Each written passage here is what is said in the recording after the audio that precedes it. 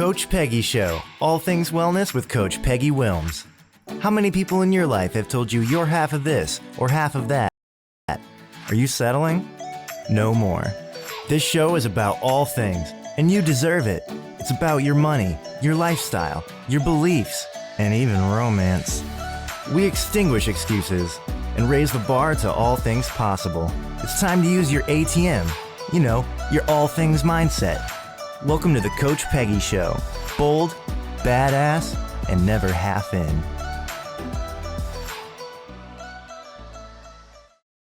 All right, you guys, welcome. We're back. I'm your host, Peggy Willms. We're going to talk about all things wellness and all things well-being. We always get real people with real problems, real solutions, real results, real stories, all the reels. I'm going to do a little bit of housekeeping first. So grab your coffee, stay with us. If you have any questions or you'd like to be on the show, simply hop onto my website, allthingswellness.com. You can just shop around, look around. You can fill out a form if you'd like to be a guest. Just real quickly, I want to let you know all the books that I've written in the last couple of years. So health and wellness, it's all a balance. It's about harmony. So the first book of All Things Wellness series was Fourfold Formula. The second one was Win the Wellness War. The third one coming out this summer is Wellness GPS. And I also have a journal out there and a children's book I wrote with my 30-year-old son. My guest today, I want to take a little bit of a swallow. So my amazing producer, Sierra, gave me a little tips up when we were talking before the show started. And she said, Peggy, let's give a trigger warning, right? Let's give a trigger warning. This is a very difficult subject. If you want to learn something, if you want to feel something, if you want to do something, then you need to stick around. Our subject today is, deep breath, speak for the victims of human trafficking and exploitation. And my guest, Andi Buerger, she's going to help us expand our awareness about human trafficking and her efforts to just lead the world into action, into prevention. Prevention is the real cure of human trafficking. So always, Andi, I got to start the show with a quote. I always do. This one really rings true. Let it not be said that I was silent when they needed me. William Wilberforce, right? Wow. All right, you guys, given the status of Hollyweird right now, and I'm going to try to be really professional, but given the status of Hollyweird, we are responsible to do something. I'm going to admit right now, a disclaimer, I was ignorant to this subject, much like my ignorance to homelessness before I started writing that book this last year. So I confess to that, and I'm going to welcome my guest right now. I honestly, Andi, as I was getting ready for this show, I can't think of anybody who you always want somebody to have experienced something and who can be authentic and transparent about a subject, not just someone who shows up about an acronym they learned in college and now they're a psychologist. And I just want to lift you up for, number one, being a storyteller, being willing to be transparent and authentic to help others, and I'm sure continue to help yourself. And I'm so proud of you and honored that you're with me today, with everybody today. Big hug, air hugs. Yes, I am honored to be here too. And thank you for being part of the solution by getting the message out. Yes. I'm going to do something with you that I've never done. I've had a radio show, podcast interviews, 8 years-ish, and I've never done this. I always read everybody's bio, like in length, and brag about them because we don't do a good job at that.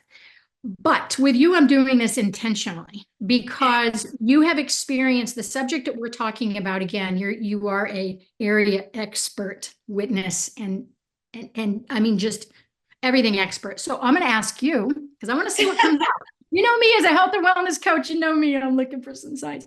But I'm going to ask you, who are you? What have you done? What's your life and professional resume? Succinctly in a bio that's this long. That's how long your bio is.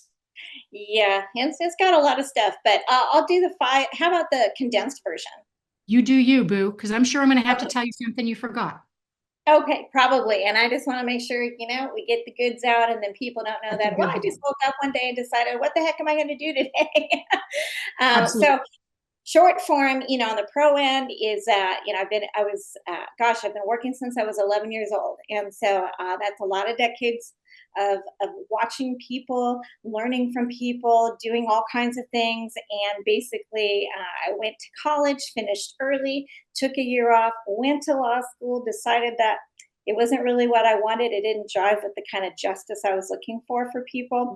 And so went back to business, and I made a lot of people a lot of money, but except me. So I thought, I'm just going to go into corporate training because I love teaching adults. I love bringing a passion and a love for learning, whether it's a work related thing or a life thing, because we lose that when we get older. And so I had a lot of great experiences in many different industries.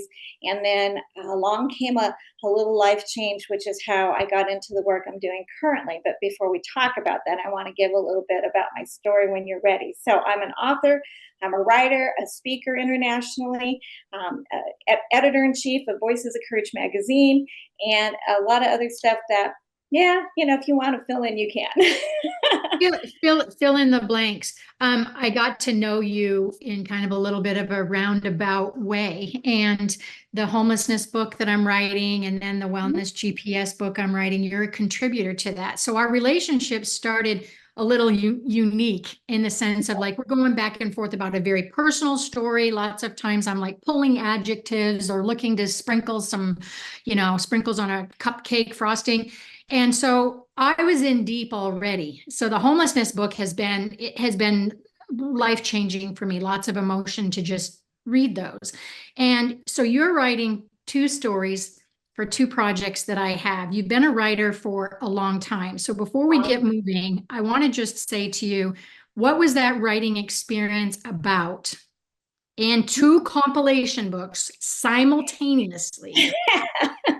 Let's say, because I'm not very smart, too many projects at the same time. So what was this writing experience like, different than maybe any others you've done, and why did you do it? Well, it was different because it was very personal. I'm talking about PTSD, or I'm talking about an experience where 90 seconds literally changed my whole belief system about me and about life. And to this day, I still go back to that, ballet class where something happened, and I don't want to ruin it, so I'm not going to say too much, but it was from the part of my heart I don't get to share a lot because I have to deal with the tough stuff, and my basic story. And so those were pieces of Andi that have come out because it's time for it to come out. And I was comfortable bringing things out that were a little bit more introspective, a little bit more Andi, and not just, this is what she does. Oh, I get it. It's that fine line. I found that with being in corporate wellness and being a coach, all those things that, you and I both kind of dabbled in, all that help other people. Because sometimes, without me realizing it for decades, it's a beautiful way to mask your own crap in a way without knowing. You're like, I've learned this, but I'm going to only tell you the surface level, not intentionally. But once I became more transparent and authentic to the public, then of course, even though it's tough, because I have PTSD where I'll go back, eating disorder is my main struggle that I've had because I work so hard and I forget to eat. And don't write me that that's not a problem, because don't get me started. But I'm curious with your story, which we're going to go into, because I really believe that we have to go back to go forward. Some people don't believe that. But I'm curious as we move forward. Don't let me forget this. As you're bringing in your real story, and you're still corporate, you're up there and you're like, this is who I am, and I'm going to teach you this. We always go, is that too much to share? How much do I share? Should I? You don't want to look weak. You want to look like you got it together. And you've got radio. I mean, you are in so many different lanes with the way you're spreading this word. It's like sometimes you just want to go to bed and hide and eat, bonbons. Well, a really good friend and counselor and mentor, brotherish type figure in my life said, you are naturally divergent, Andi. You flow in divergent streams, but not because you're multitasking or because you don't have enough to do. It just comes out of you that way. And so I really have embraced that, like, okay, I'm not a crazy person. This is just how I flow, literally. I have the creative, I have the logical sometimes. There are things I don't do, like I don't do math in public. We learned a long time ago not to do that. But there are things I'll share with you that probably a lot of people don't know after they hear my story a little bit about things that aren't in those at this time. And I want to declare too, just as the author of the book, what we decide to talk about today isn't rehearsed. And if you decide to go off road and give details about your story that hasn't even been published yet, I just want it to be natural and authentic. And I want to give you the platform to do you, boo. So let's go back. And I want to go back, and then I'm going to ask you, like, along the way, there's going to be a question where I'm going to say, at what point in time did you realize that was your gold? That was your nugget. That was your purpose. That was your why. Yep. So let's go back, honey. Let's buckle up, everybody. Get buckle up. I'm having sympathetic. I'm already like, This is how buckled up I am. Wow, girlfriend. I know, I'm ready. So you guys, like I said, trigger warning, lots of emotion, and I'm here for you, girls. So let's put on our seatbelts. Let's do it, because here's the great thing. Everyone listening, everybody listening and watching, they're going to be part of the great hope and the great end of the story. So, but in the early 60s, we barely as a culture talked about child abuse or anything like that. If you had a special uncle or grandpa did something weird, you just didn't go there, or, everybody kept it as a family secret. It was more image oriented. But in my case, I was from 6 months old to 17 years old, trafficked by all immediate men and women, family members, and some extended family members. But that was before there ever was a term called human trafficking. I mean, no one would even have known that. And there are two things that drive trafficking. We hear about the money part, which is very true, greed, okay? But the other part is just flat out depravity, okay? It's evil in both cases. But back then, had my birth mother known she could have made money off of it, she probably would have. Okay, so imagine a small child whose first memory of mother is somebody holding a meat cleaver in her hand, screaming and yelling, stomping her feet, running towards me and my birth brother through the house. And at 3 years old, I thought I was going to get cut up and die. And so imagine the terror of a child. So by 5, things were really bad, very brutal, very violent, emotionally, mentally, physically, sexually, all that stuff. And no one to protect, no one to go to, no family members, nobody to hear the scream. So I thought, you know what? I'm just going to take my life because it's better than coming back to this house. So at 5, I went to the curb of my house and I sat there waiting for a car. And usually it was a fairly busy street. And I'm out there for what seems like forever, no car coming. And I'm looking into this huge blue sky, Peggy, and I'm thinking, oh my gosh, that's a really big sky. I'm little. And how far does it go? Did somebody make that? And are they bigger than the people that are hurting me? And so in that moment, as I'm exploring this huge sky, I heard this voice in my heart. And for me, that was God. For other people, it could be something else. But for me, I heard this voice say, this is not the plan I have for you. Suicide is not the answer. And at 5, I never would have known what that word was, suicide. So I know, God was speaking to my heart because somebody knew I was on that curb, which was amazing. And I'm looking around like, okay.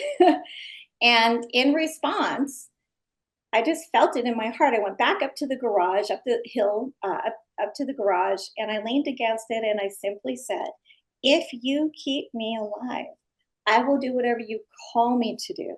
Not ask me to do, call me to do. And for people who know, calling is a very specific action.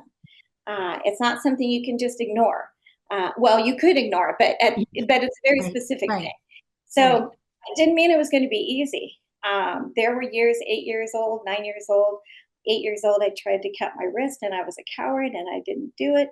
Something stopped me. 9 years old, I was locked up for 3 months and not allowed out of my room, things like that.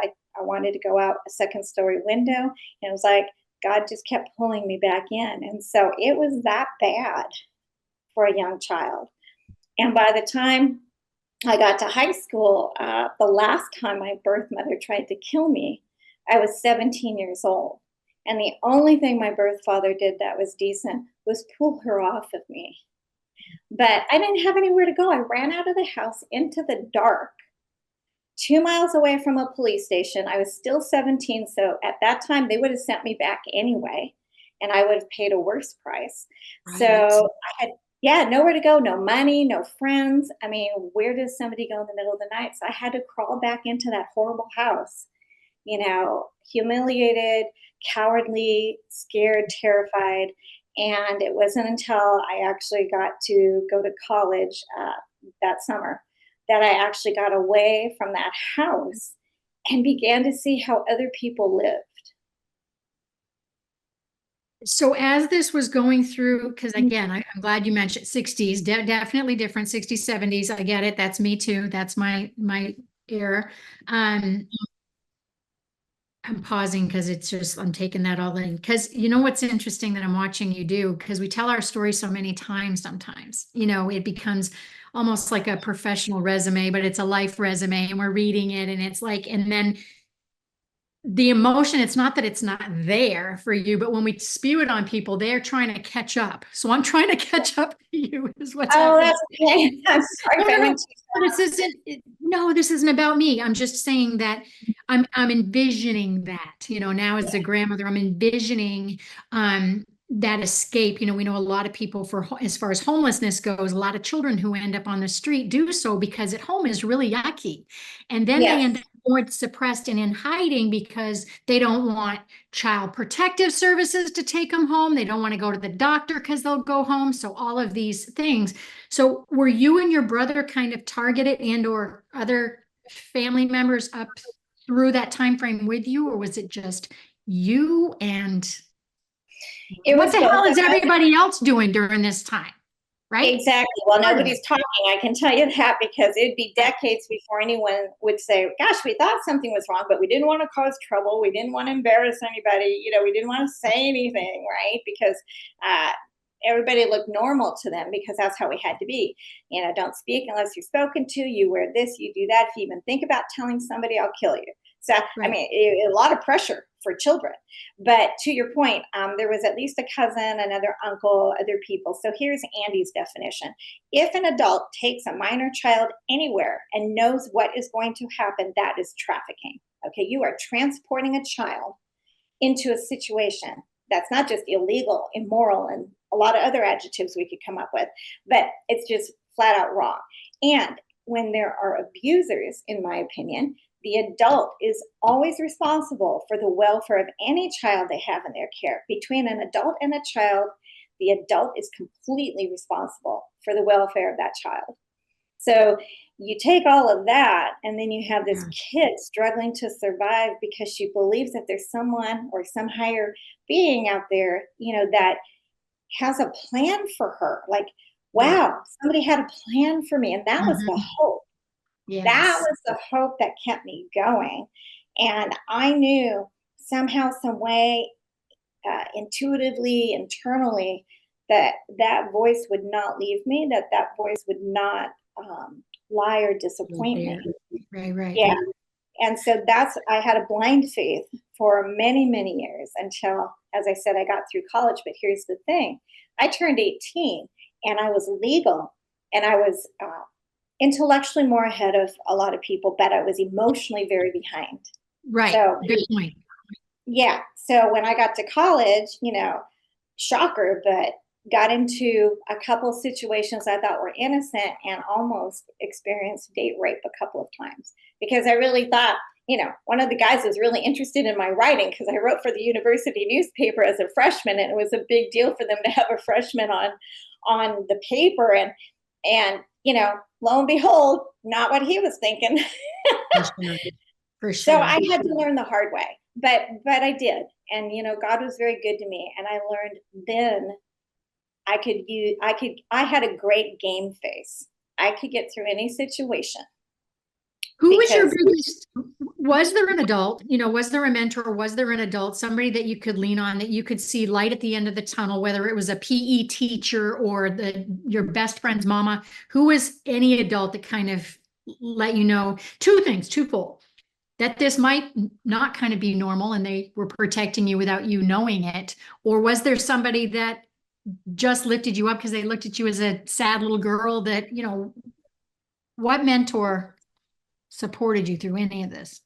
if any? Well, in terms of the emotional or anyone knowing what happened or what was happening, there wasn't anybody. There was one aunt that was my birth mother's sister. Okay, one aunt was great. I didn't get to see her often because predators will move you or they'll cut off communication so they think people are getting too close. And I'll tell you about that in a moment. But I do want to give props to sixth grade teacher, Mrs. Laura Levine, who's probably not with us anymore, but she is the one that first taught me how to express myself by writing. I wrote children's poems and I wrote all kinds of stuff, not about my life, but just about things that maybe I idealized or wanted to, or that were innocent. A lot of animal poems, a lot of simple things. And then my high school communications teacher, Sister Dawn, I was sent to Catholic school. I wasn't a Catholic, but that was the only private school, and that's where I was sent. It was all girls. So a lot of parents think if they send their child to an all girl or all guy school that nothing's going to happen. And I'm just going to tell you, they're very, very wrong. but anyway, so she really encouraged, she helped me develop more of my writing style. And then the third person that really impacted was my college professor, Milt Gelman. He was amazing. We had a rough start when our friendship started, but he was great because he said, Andi, I was in my 40s before I started producing films, because he produced a lot of the old, like Family Affair and a lot of old television shows, and was just a great guy. Really, that was the first mentor for like writing and communication that I had consistently. And he said, you need to go to law school. And I'm like, I don't want to be a lawyer. He's like, it's not to be a lawyer. It's to hone your writing and your thinking skills. He says, you are so creative and it's great. He said, I wish I had done that. And so I never really thought about it much. But after I graduated college, then I did think about it. And I thought, well, what the heck? I'll try it. Because at that time, I was then thinking about what if I could help other kids who were like me. Right. Because at 19, I decided I would never be a mother. I would never bear children. It was the only way I knew how to stop the evil in that generation, or in that. Yeah, I was going to ask you that, because the generational curse, right? We only know typically what we're exposed to or told. And, mama probably was exposed to some yucky stuff that, your mom. Are you aware of any generational type behaviors? Was it mental health? Was it just feeling? I have no idea. Only that, I presume that my biological grandfather probably was, because he was a mean man anyway. But like I told people when I first started talking, I said, regardless of what they experienced, they still had options to not do that to their children. But you're right, I speak to victims of generational abuse and trafficking all the time. And it's just like, well, I survived it, so you'll survive it. So who knows? But there's always a way to course correct. But anyway, like you said, so I was trying to find justice. And at 19, I actually tried to go get a doctor that would tie my tubes so I would never bear children, because I didn't know how to stop it. I didn't have any counseling. I didn't know about counseling. Counseling was a stigma if you were in any kind of church, but just pray about it. Yeah. well, we do pray about it. You're being punished for this happening. Yes. Yeah. Not only did I feel like nothing, like yesterday's garbage from the family situation, but then I go to church and I'm told, honor your father, honor your mother, da, da, da, da, da. And what about me? And yet God was always with me in all of that. And so once I got through college and law school, and unfortunately married my ex-husband, who seemed like the package, right? Had a job, a little house, went to church, did all this stuff, and within days found out that not a safe person. So went into an abusive marriage and a lot of things, and again was told I'm defective, I'm broken, I'm the problem. Same story, and then other things that I would never have imagined encountering as a woman of faith. So that was very difficult. But again, not wanting to have children, and of course, no doctor, would do that at that age. Right. Yeah. Yeah. So, But because of that ex-husband and the troubles that started early in the marriage, and I started having memories and flashbacks, I did go to counseling. I found a counselor who said, Andi, this is like enormously complicated. She said, but if we're not done in 3 years, either I haven't done my job or you haven't done the work. And I'm telling you, 3 years to the day, it did. But it was very painful. It was like going through hell again. But this time there was a support system. This time there was someone to help make sense of some of the things and get all the identities out. So then there weren't any more shadows or ghosts. Yeah, nothing to run from, and you could kind of stand up. We're going to go to commercial just in a few minutes already, because you and I could do this for like a week and a half, minus no weeks and a half. But I am so amazed that, many people look at addictions to suppress some of those emotions, gambling, pornography, alcohol, whatever it is.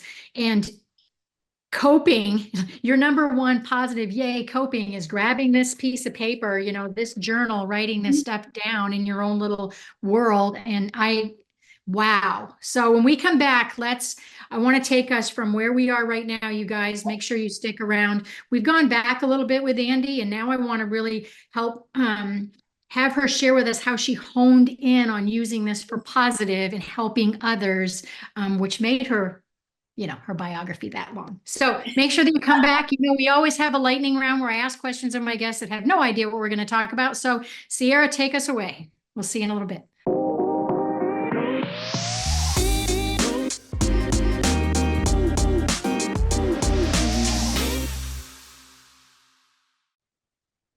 When you're a radio show host and you get to pick your music, isn't it fun how you kind of connect with it? I'm just jamming here. Welcome back, you guys, to the Coach Peggy Show. We have Andi Buerger here. We're talking about human trafficking. So trigger warning if you didn't see the first half of the show, because we are talking about lots of emotions, but we're also talking about lots of stats. I say Hollyweird because I got a call from Hollyweird a couple of weeks ago wanting to make a short film out of the homelessness book that I'm writing right now. And doesn't take me long to figure out who's aligned with their heart and who has a good intention. I can just 2 seconds. So with Hollyweird, everything going on today, we're talking about this subject, but I want to be light. It's lightning round time. So random, Andi, what kind of movies do you watch? What genre? Oh my goodness. I love movies like National Treasure. Lots of great music, lots of action. It could be historical, not. I love romantic comedies. And, comedy is very subjective. I'm just going to say that. But I want to have that good, feel-good laugh. Yes, I do love Hallmark mystery movies. If I was going to write other things besides children's books eventually and faith books eventually, it would be mysteries. That was one of the first things I ever wrote when I was very young, was a murder mystery. And so it was called Bittersweet Chocolate, and it was two pages long, but I still love reading that because it reminds me that I like puzzles. I love puzzles. So mysteries, Agatha Christie was one of my biggest, reads when I was younger, stuff like that. So those are, fun movies. And then Ed and I, my husband and I love things like Finding Normal, the romantic, there's a twist, and then at the end, the right guy gets the girl, or, Yeah. So I am a sap. Yeah, basically I'm a sap. This is totally not rehearsed. So seriously, B-roll is the greatest B-roll. I always say that to my producer, whoever. The B-roll when you're waiting for the commercial to come back from commercial, that's where the fun meat is. So this was not scheduled whatsoever when I asked your favorite movie, but when we were off during commercial, we were talking about fun, the fun factor, the F word we can use in public. And you were saying things like, because I was mentioning I had my unicorn mug, and I really felt, I have a lot of mugs. I drink a lot of coffee. And so that's what I'm gifted a lot. And when I was looking for a coffee cup for today, unicorn love, like the biggest cup, I thought heavy subject, but who, when they think of unicorns and rainbows and cupcakes, does not feel a little bit of, yay and fantasy? And you and I were talking about that, and that you love to look outside and see the magic and the mystery. And I think many of us who were very serious early on in our lives often struggle with that fun thing. I know when I was asked that when I was working at the university, Peggy, what do you do for fun? I had told you that I was just frozen, like, because I didn't know. Work became my fun. I had no idea. I'm like, but the Carol Burnett type show back in the day, for those of you who are millennials, look it up. But I could get into that subjective, yes, humor subjective, but it's because she was authorized to be funny. I wasn't. Yeah. I wasn't authorized to have fun. What are you laughing at? What are you doing? Trying to get the center of attention? Like, what are you doing? So I was kind of, I get that. So that's your movie. Sierra, I want to ask you, what's your favorite movie? Favorite movie or favorite kind of movie? Sorry, very do. Thank you for clarifying your genre. Well, it could totally be rom-com. I love a good romantic comedy or a horror movie.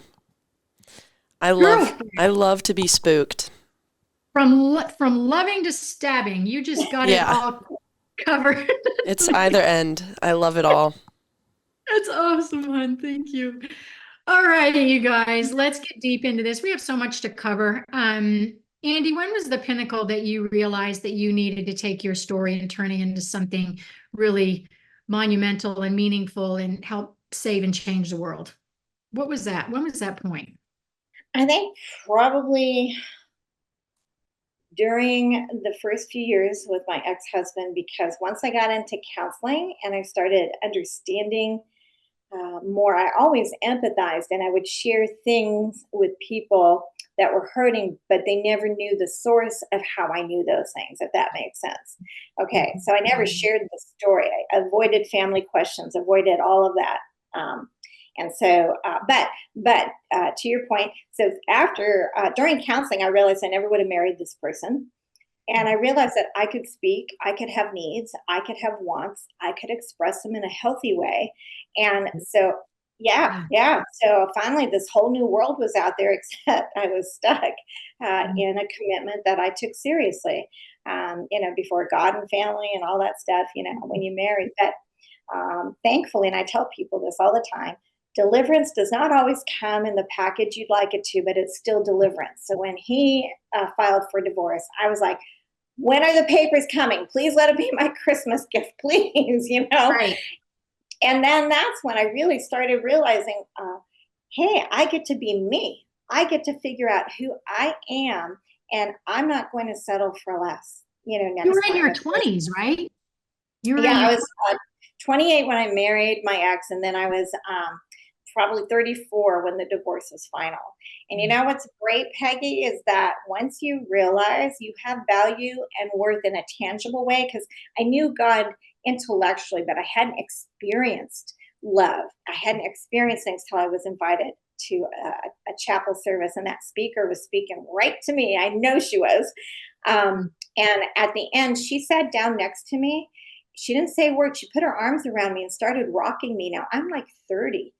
And I'm like, in that moment, I thought, this must be what it feels like when a real mom loves her child. I didn't know comfort. I didn't know any of those things. And that day changed everything. I started experiencing feelings and joy and truth and love in my life like I hadn't before. And so after the divorce, then I just started working on what is it I want to do? What is it I can do?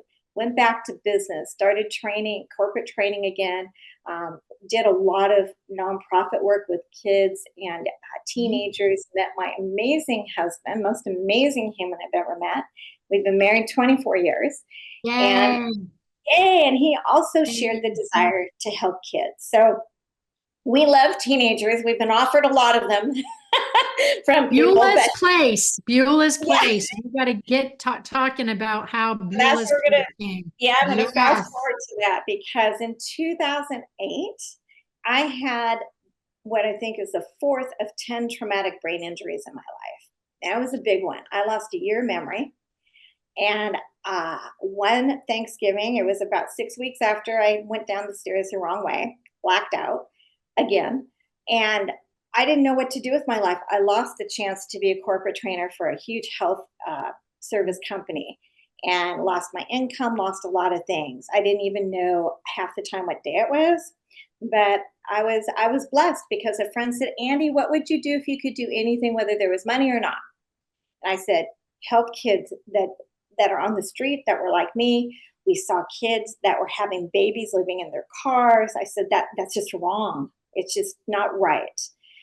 And then Ed and we talked about it. I said, well, what if we get a warehouse or someplace where we could feed them? I know how to do that. I could help that way.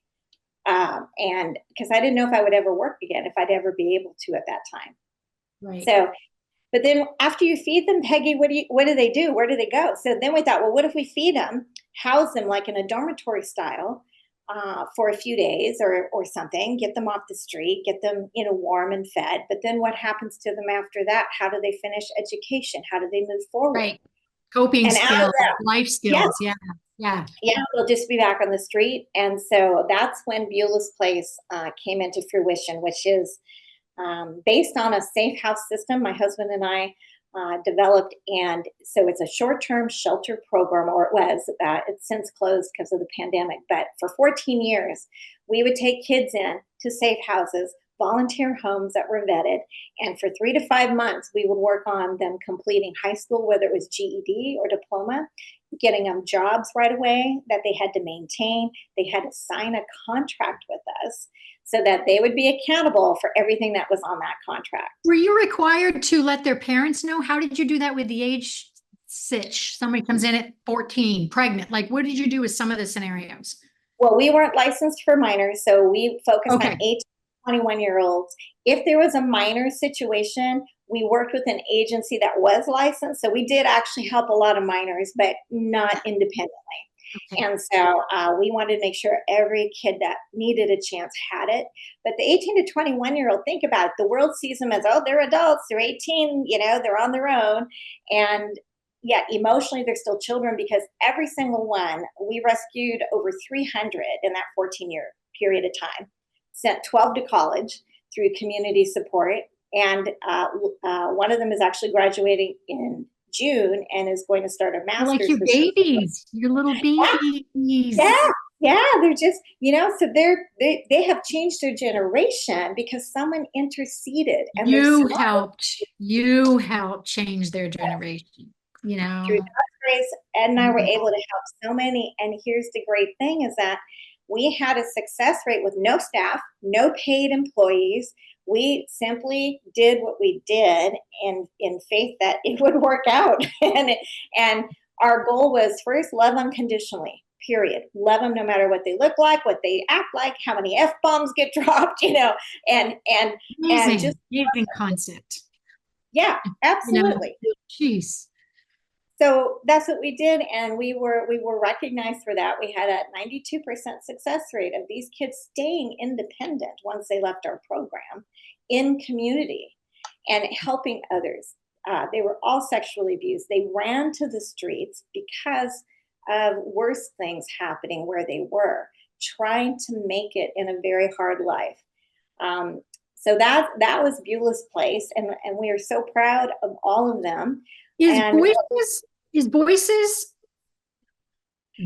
Voices Against Trafficking. That is Andi Buerger. What do you guys, how did that evolve, and where are you headed with that? Because this is the thing I want our listeners to take away.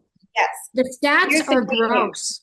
The stats are gross right now. They're like 300,000. I mean, the stats are terrible right now. Because I want people to walk away, Andi, from you learning, like, what are some of the red flags I can see, and what would I do, and how do we get involved when I'm afraid to get involved? Like, take us through how we can be voices.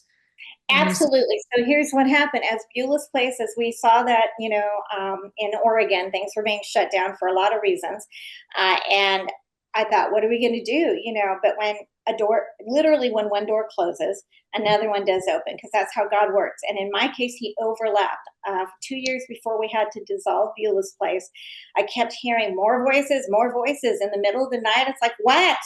I don't know what to do. How do we get more voices? Because I want to sleep.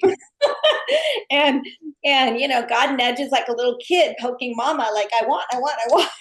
Yes. And so I called great friend, a big sister in my life, Blanquita Collin, Honorable Blanquita Collin.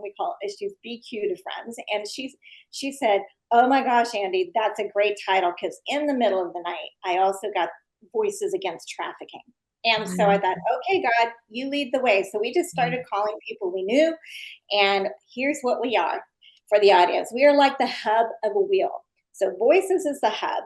Every spoke is you, me, organizations. Everybody keeps their identity, but we decide together to be unified as a big wheel so that we can go further and be stronger together as a collective voice against trafficking. Because trafficking is not religious, it's not political, it's simply right versus wrong. And it should always be wrong to exploit a child, to force a human into something. So Voices then said, well, how do we get the word out, right? Public awareness.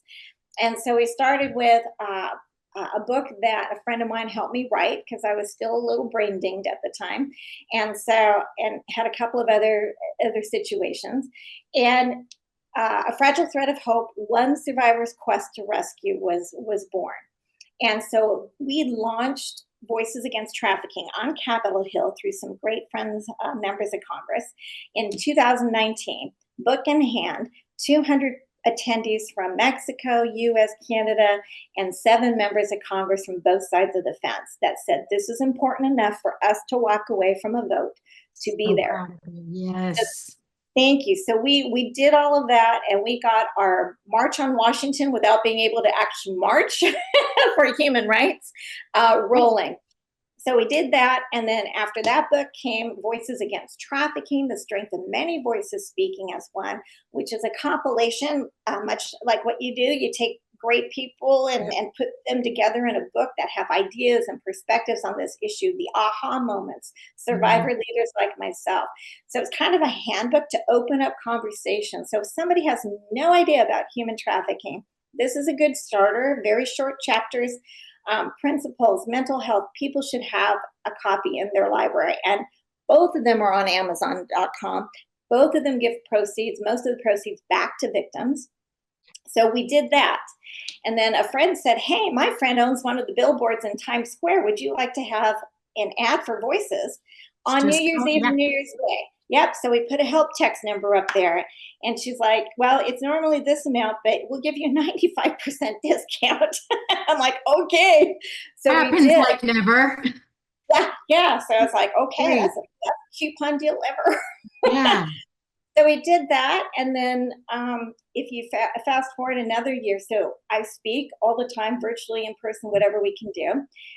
We have other people, voicesagainsttrafficking.com. Look up the charter members. They are willing to help you. They're willing to talk to your company, your organizations, your church, your social groups. We are willing to give that to people that are willing to receive the information. We help train organizations, individuals, whoever wants to, and how to identify, which we'll get to in a second. So the last couple of things we have added in recent years, people think, oh my gosh, all this stuff has happened, but God always finds a way. When was it? September 28th of 22, tripped over a puppy gate and crushed my ankle, dislocated my foot in a different direction, and I was laid up for literally immobile for about 4 months. But guess what, Peggy? In that 4 months, a friend of mine said, Andi, 2 years ago, we talked about a magazine. I'm sorry what happened to you, but now I have your attention. Let's do it. Let's get voices out there.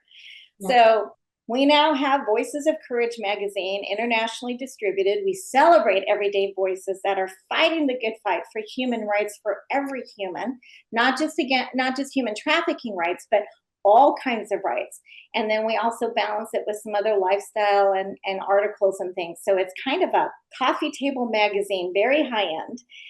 We want people to have it to keep it on their reception, whatever. So Voices of Courage magazine for people, I don't really want to read a book. Okay, well, here's a magazine with some very great articles, and it doesn't take all day to read them. You've got some seriously good blogs too. Thank you. Appreciate that. Yeah. So we have that going for us. And then we're going to also have a TV show by that same name, Voices of Courage, later this year, do a pilot. So we celebrate voices of people doing great things, bringing more information to the public. So books, magazines, television, and wait for it, a music compilation project called Broken Treasures, another inspired title, because every life is a treasure to God. Every life, no matter what you think about yourself, you are beautiful. You have value. You have worth. But we're all broken in some way or have experienced brokenness in some way. So Broken Treasures is a great compilation.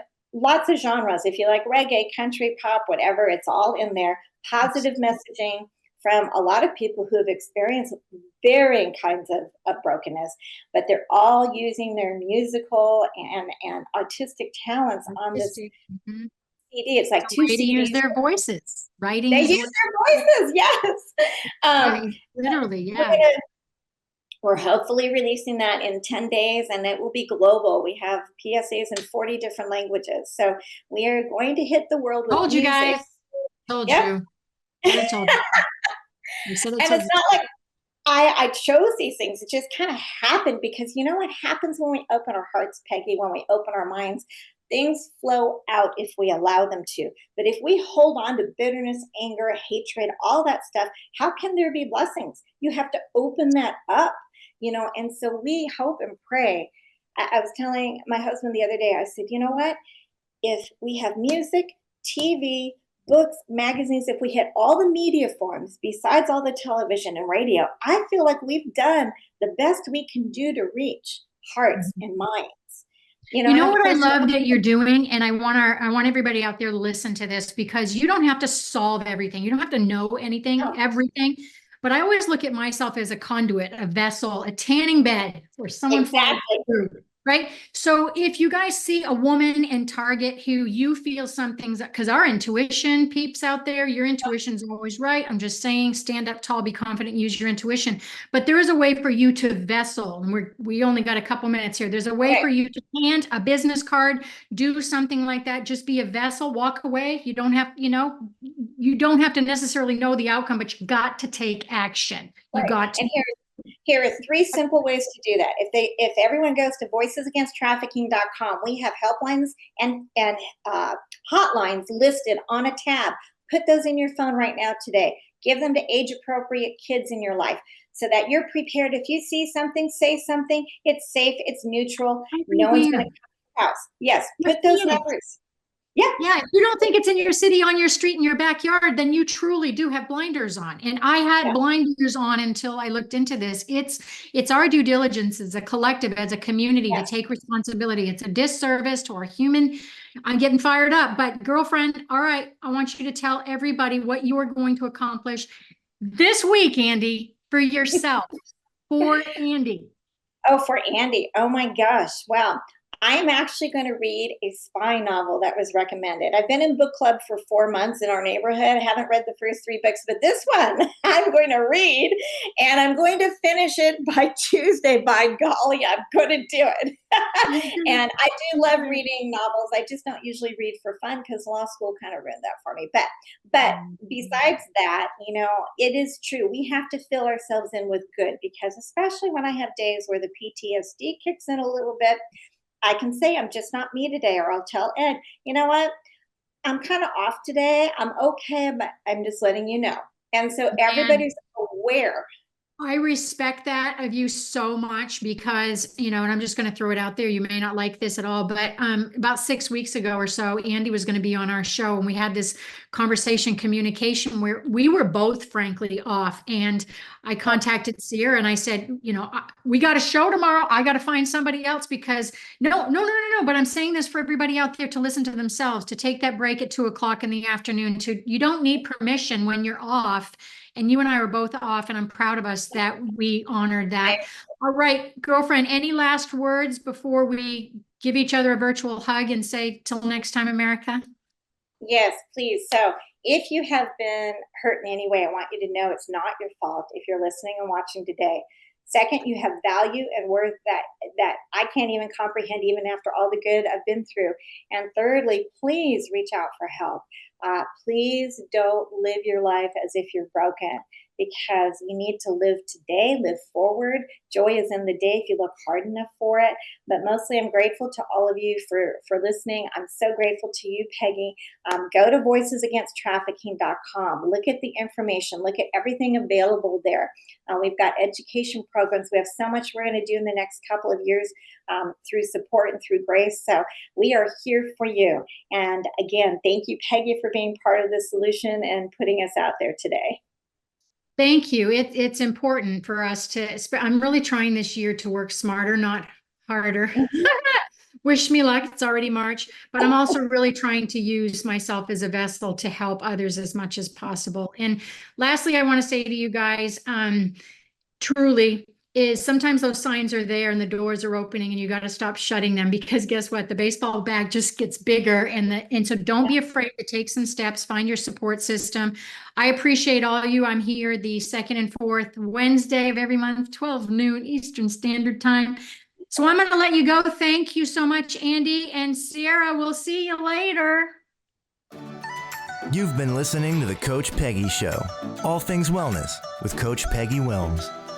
Tune in live on transformationtalkradio.com, where Coach Peggy talks all things wellness, not just nutrition and fitness, but about all things, about your money, your lifestyle, your beliefs, and even romance. The Coach Peggy Show, bold, badass, and never half in. For more information or to connect with Coach Peggy, visit allthingswellness.com.